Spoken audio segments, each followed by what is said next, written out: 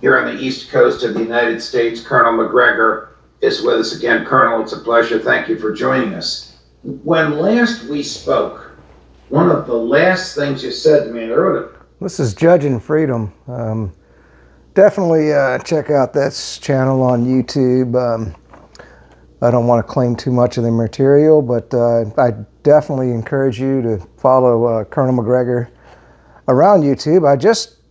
I've watched. I wasn't feeling good today, so I've spent a good 6 hours just watching various videos, doing some reading, and I haven't come up with the video today, so I just thought I'd just throw something out real quick. Note to remind myself to ask you about it the next time we were together. You said that none of the senior generals in the American Department of Defense want to fight in Ukraine. And since you said that to me, you've written a brilliant and terrific piece in Foreign Affairs called This Time It's Different. And your opening line is nearly the same, but it's a little bit more sweeping. It says, neither we nor our allies are prepared to fight an all-out war with Russia regionally or globally. So can you weigh in on these two statements? Why would generals be leaking that they don't want to fight? Are we militarily and from an equipment perspective incapable of fighting Russia today in Ukraine or anywhere else? Well, I don't know about the leaking bit. Depends on who you talk to. I'm simply saying that based upon my sources in the Department of Defense, people who are close to the senior military leadership tell me that they have made it very clear that choosing to fight Russia in Ukraine would be a serious mistake and should be avoided. That's what they've said. And I think they're being honest about that, and I think they're being truthful for a change. The second part is, are we capable of fighting? Well, of course we're capable of fighting. The real question is, if you're going to fight, will you win? And this is the question that people don't ask enough. This goes back to an old strategic axiom. Measure what you might gain by what you might lose. A collision with Russia would be a loss for us. There's nothing to be gained by it. The Russians have nothing that we need or want. There's no ideological hostility. We're not competing for power or control over any particular region. Russia's dispute is exclusively with Ukraine. We're a large part of the reason why the dispute exists. There's no question about that. But we can end that tomorrow morning if we decide to by simply saying, we fought long enough. Russia has the upper hand. Zelensky, sit down, shut up, and take notes. Anyway. All right. So, I watched, boy, I tell you, if you want to watch a 3-hour movie, I watched the entire Duran with Scott. And he went through the old IMF treaty, and we are on the precipice of global thermonuclear war. There's just no treaties left, and Russia has no trust in the United States. We've had Western leaders come out and say how they brag about how they hoodwinked Russia into this war. It's beyond imagination. And anyway, so the latest on the war is Russia claims that they have control of Bakhmut. Well, of course, we know they overran Soledar, but they're just saying they have control of Bakhmut, which means that they've cut off most of the avenues of reinforcement, let's say, or bringing in supplies. So I don't expect Bakhmut to last much longer.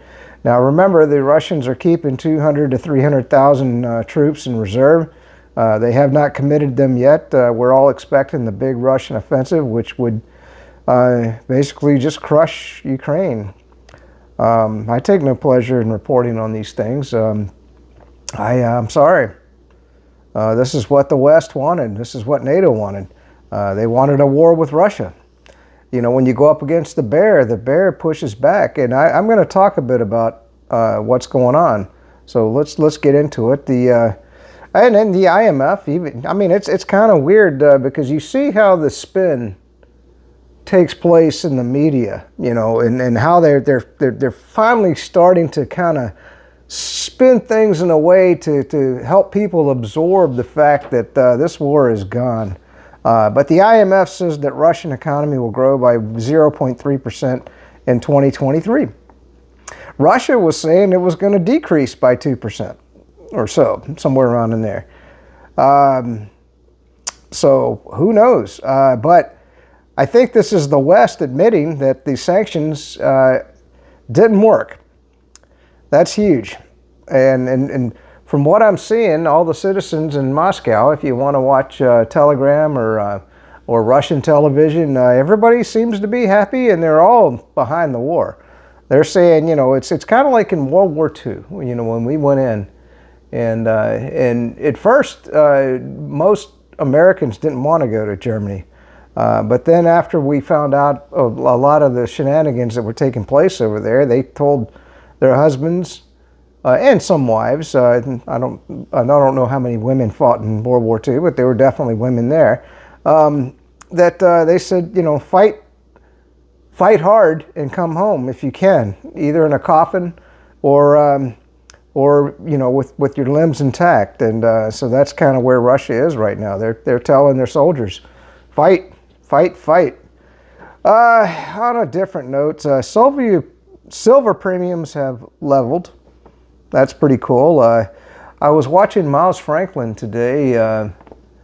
You know, I don't know. I mean, Andy Schectman, he's a great guy. I love him, but he's talking about how, you know, you're going to be picking up silver as far as premiums go at a great price, and he's got some Austrian silver coins. But the thing is, I mean, anything over $27 I've been avoiding, and right now that even with the premium, with the spot price, you're paying over $27 a coin.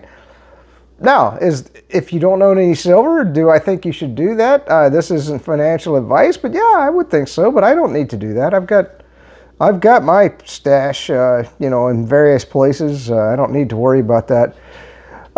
This was another thing that just blows my mind, and that, I mean, you know, in Atlanta, 5 black guys killed another black guy, and that's white racism. I mean, the Democrat.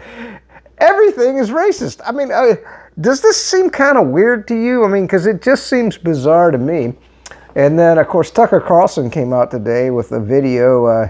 He was talking about the fact that Biden said that the unvaxxed were the plague on the world. That I was going to go out and infect all the vaccinated people, which if you're vaccinated, you would think that I can't infect you, right? Because I'm not vaccinated. I don't know. I hope this video doesn't get destroyed off of YouTube, but I'm just telling you, it just seems bizarre to me that I am a plague on the world because I refused to get the vaccine, and that's because I had the anthrax vaccine when I served in the war in Iraq, and I had a very bad reaction to that, and it was because the vaccine remains experimental. And I don't know if you've watched. Well, Project Veritas, they've been nuked off of YouTube, but they had a video here recently which was very interesting. You might want to look into that. So anyway, I was watching this huge video by the Duran and Scott Kilmer. And boy, he broke everything down. I mean, it was a 3-hour-long video. Oh my God, I'm exhausted just watching the whole darn thing.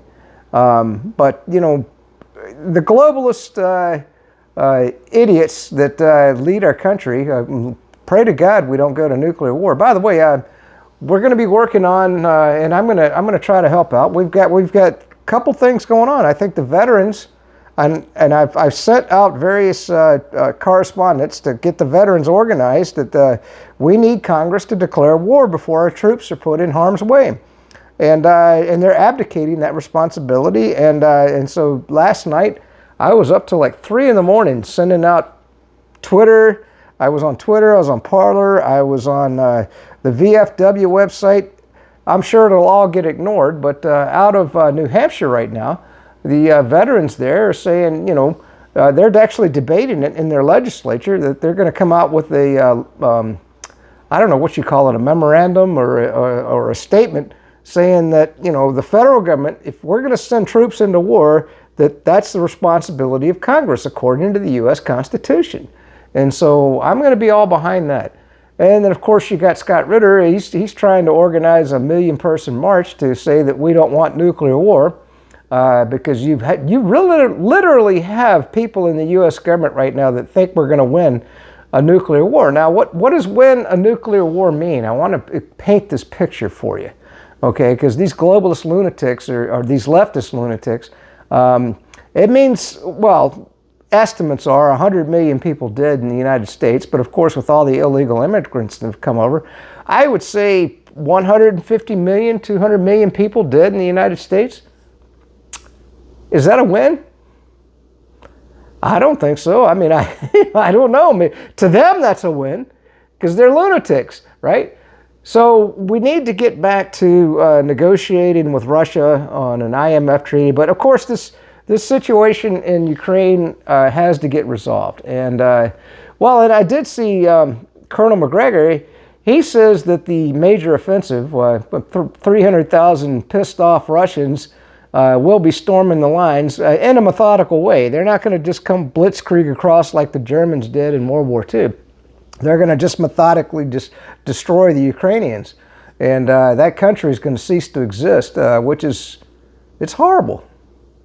And you have to understand, this is like a Russian civil war. It was kind of like back in the day. I mean, I remember watching Civil War videos and documentaries and stuff, and there were instances where, there was one particular thing that pops into my mind. There was this one Confederate soldier, and he had the Confederate flag, and he was waving it in front of the Union troops, and they were telling him, "Go back." We don't want to kill you. Run away, And so you're seeing, if you've watched Russian television, and Scott Ritter, he pointed this out, they're going down into the trenches, and if you've ever been in trench warfare, which I was trained on to a certain extent, you kill everything, as Scott pointed out. You don't negotiate. If you see an enemy soldier, they're dead. Okay, you throw the hand grenade down into the suck hole or whatever, and you just blow them up, and you just keep moving through the trenches because that's brutal warfare. It's horrible. But there's all these telegram videos coming up now that I'm watching on Russian television, where they're actually telling the Ukrainians, "Hey, lay down, man. We're not trying to kill you. Just lay there." And of course, in the meantime, they're receiving enemy fire from the Ukrainians. And so they're actually trying to save these guys, which is insane. I mean, literally in trench warfare as a Marine, I kill everything. I kill everything. And so you can tell it's civil war. And so they're trying, and I'm not saying that there's not atrocities on both sides, probably more so on the Ukrainian side, but that's just my opinion. But they do seem, some of the Russian soldiers anyway, are trying not to kill, as many Ukrainians as they can save. There's no stopping it at this point. As long as Zelensky's in control, I don't, in the West, of course, they direct Zelensky. This war is not going to end, but it's just going to end with the death of Ukraine as a nation. And, think about the evil people in charge of the West that were willing to sacrifice an entire country just because they thought it might weaken Russia. And so that's another topic I wanted to get into just briefly. It backfired. I mean, talk about a 180-degree backfire. Oh my God. I'm watching Russian videos now. They've come up, you have to remember the Russian scientists, if you look back in history, remember that Russia was the first into space. The Sputnik, their technology has always been rivaled the West, especially the United States. Now, we came up with the nuclear bomb first, but it didn't take them long. Either they stole the technology or their scientists came up with the same technology very briefly after that. And so that was when the nuclear war race took place. And so the Russian scientists have been there all along, and they're continuing. These are smart dudes, man. I mean, or smart women, I'm sure. And they've continued researching. So what they did was they captured a couple of the HIMARS systems, and now they've taken them apart, and they've come up with new defense technology that has nullified our HIMARS technology. so I mean, it's brilliant. I mean, you look at it. They were displaying that on today. In fact, in videos that I watched, they were showing HIMARS missiles coming in, and they were shooting them down, which is incredible. We have no defense against the hypersonic missiles that Russia is employing. So Russia is quickly developing technology to counter every system that we've put in place in Ukraine. So all we've done at this point is strengthen Russia. And Putin, he's pretty set. I don't see 90% of the Russians, and that was another thing that pointed out on the political level, okay, was, Putin, I mean, as a leader, okay, you can't ask your populace to sacrifice their lives and pour hundreds of thousands of your sons and daughters into a conflict unless you get the people. Because actually Russia, from what I can tell, they do have elections, and Putin could be overthrown very easily. So he didn't want to push that point, let's just say. So what happened was, when the West deployed all the sanctions, because there were think about it, there are a lot of Russians that traded with the West, and that's their wherewithal. It was kind of like our small businesses when we destroyed them during the jab crisis, let's just say. And we asked them to sacrifice for the good of the country. And so, but Russia didn't do that. They just said, okay, you continue to trade with the West. But then the West gave Putin two huge gifts. First, they put on the sanctions. So that cut the West off from all of the small businesses and all the businesses in Russia, which was huge. And so Putin could just say, hey, I didn't do it. The West did it, right? So now the Russian people are pissed off at NATO. They're pissed off at the United States. They're not pissed at Putin. They're not pissed at Putin because the West did it. And they're still continuing to try to increase these idiot sanctions that aren't working, because we already know the WEF came out and said that Russia's economy is going to grow by 0.3%. So then the next thing that the West did, because the oligarchs, you have to remember, I mean, it's kind of like, I like Elon Musk. I think he's okay. I certainly don't like Bill Gates. I certainly don't like George Soros. But think about the oligarchs here in the United States. Some of them are evil sons of guns, in my opinion. So they were standing against Putin in his war on Ukraine. And so what did the West do? They took all their funds away. So now Putin was free. He says, well, good God, the oligarchs don't have no money no more. I guess I can do what I want. So, I mean, it seems like everything the West does, I don't know who these think tanks are, the RAND Corporation, if you want to identify one. It just seems like they're making mistake after mistake. And so what we're literally watching is the death of the U.S. empire. And I hope you're understanding that. There's just too much corruption. And as Colonel McGregor and Scott Ritter pointed out today, that most of the money that goes into our defense industry literally just gets funneled back to corrupt politicians, to corrupt corporations, and it really doesn't go to defending the country, because these people are so evil and they're so corrupt. And so now our military has been, even though we're pumping, $900 billion or something like that, most of that money doesn't go into weapon systems. It just goes into lining the pockets of corrupt people. And this is what you see in the death of an empire. And so I just wanted to make this, it actually got into a lengthy video. I'm sorry to see it, but maybe on the end, we'll come out of this and do better as a country. I do think that The death of the U.S. empire is here. It might take another year or two. I do think the death of the dollar is here. I hope you're prepared for that as best you could. I mean, there's no way you can prepare for what's coming.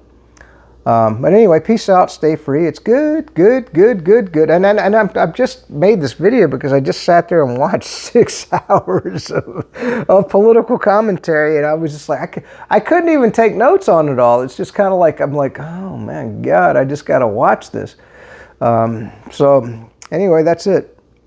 Good to live in the free Republican state of Florida under the great leadership of Governor DeSanctimonious.